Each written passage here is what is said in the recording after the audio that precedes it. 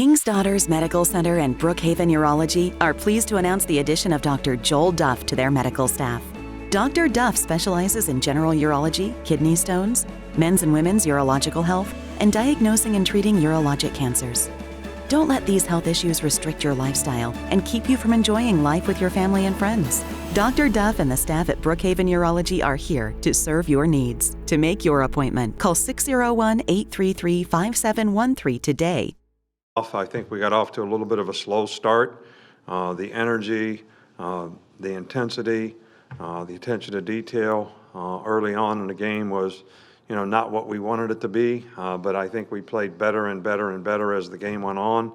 We made some mental errors on defense early in the game and shifts and motions and some things that we had worked on, but it was just a recognition, deal. And offensively, I think we played better and better as the game went on. So really pleased with the way our players responded in the game. Obviously, congratulations to Smitty for, setting the record for touchdown passes. And I think one of the good things about today's game is we got to play a lot of players. They definitely need to get some experience. Those guys aren't that far away from playing. We did have some guys out today, but I think in the cases, especially on special teams where people had to step up, they did a really good job. So, I know you're going to ask me about Miller Forstall. He has a sprained ankle, a little bit of a, shoulder. We could have played him today. He could have played today. I just decided and told him that, hey, we're only going to play in an emergency if we need you. We need to get you healthy. And those other guys had taken most of the reps in practice all week, so I gave them an opportunity to play, and Jalil and some of them, made some pretty good plays. So all in all, it was a good team win. Really liked the way the defense played in the second half. So we'll just have to keep on building on this momentum and the rhythm that we have, and get some guys healthy and see if we can get going. Slade, twisted his ankle a little bit. I don't know what his status will be, but I don't think it's that bad, but we never know for sure. Okay, Coach, we will get things started with Jeff Spiegel. Jeff, go ahead. Nick, you've been in this business a long time, but when you see young guys like Bryce Young throw his first career TD pass, and then Waddell and Jace score their first touchdowns, how happy are you for those kids, considering, the work they put in on a daily level as well? Well, I think it's always great when those kids get an opportunity to play. I think the experience is very beneficial to them. It's also very positive for them to get the self-gratification that they get when they throw a touchdown pass or score a touchdown. And I think the players on the team really kind of demonstrate the emotion that everybody has, when those young guys do something, because everybody's rooting for them. Everybody wants to see them do well. And, it's great for them to get the opportunity, and it makes me really happy to see them go out there and have production. And, everybody wants to score a touchdown, so I think that's great. We'll go to Michael Casagrande. Yeah, just wondering, what kind of adjustments did you guys make to Kentucky's offense after they put up those decent drives early on without scoring touchdowns? What did you guys have to do to change it? Well, we were, a lot of the things that they hit runs on us, 10, 12-yard runs, we misfit the gaps. We made some mental errors on shifts or motions. We didn't adjust properly, so they would hit a run, we'd lose the edge, we wouldn't be in our gap.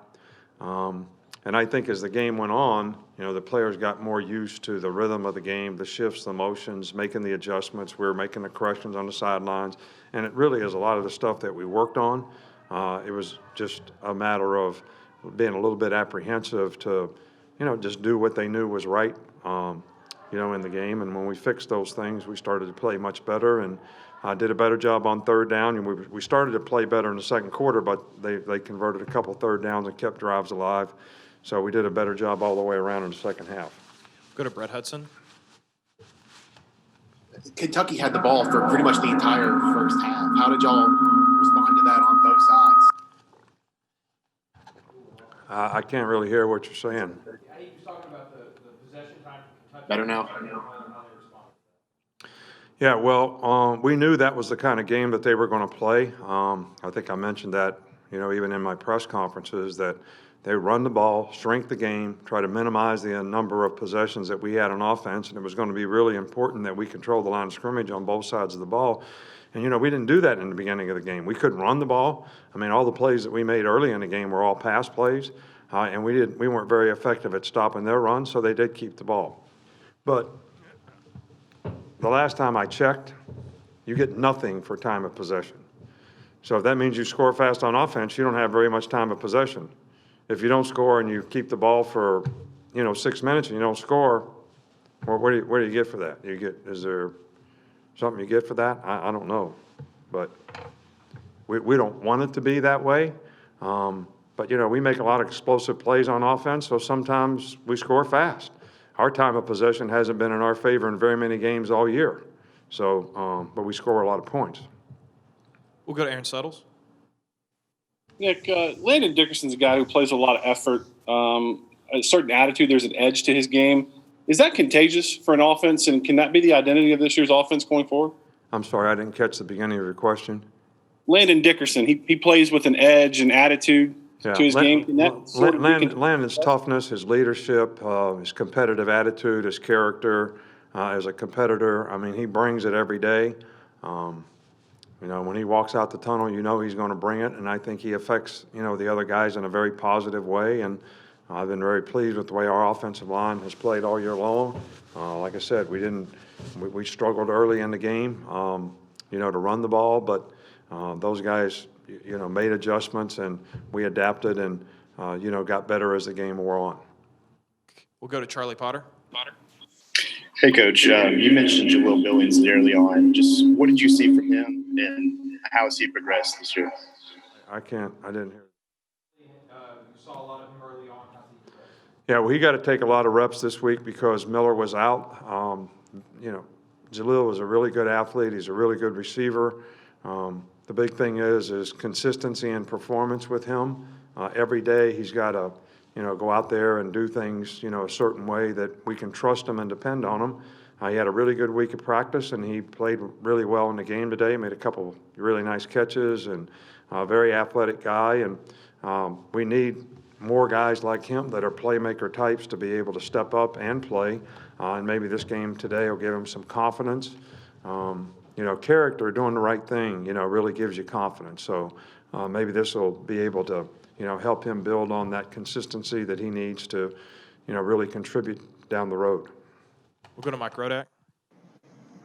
Yeah, what was your impression of the way that that Mac played tonight, and just what happened on that interception on the throw to the end zone there?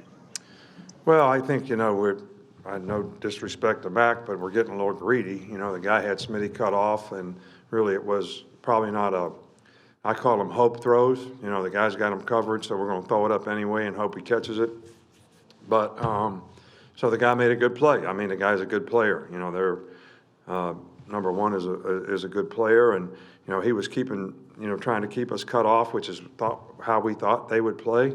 And, the whole thing going into the game is you got to take what the defense gives. Take what the defense gives, Throw the check down if they got us cut off and covered in a deep part of the field. So, that's basically what happened. And, we don't want to be throwing those kind of balls.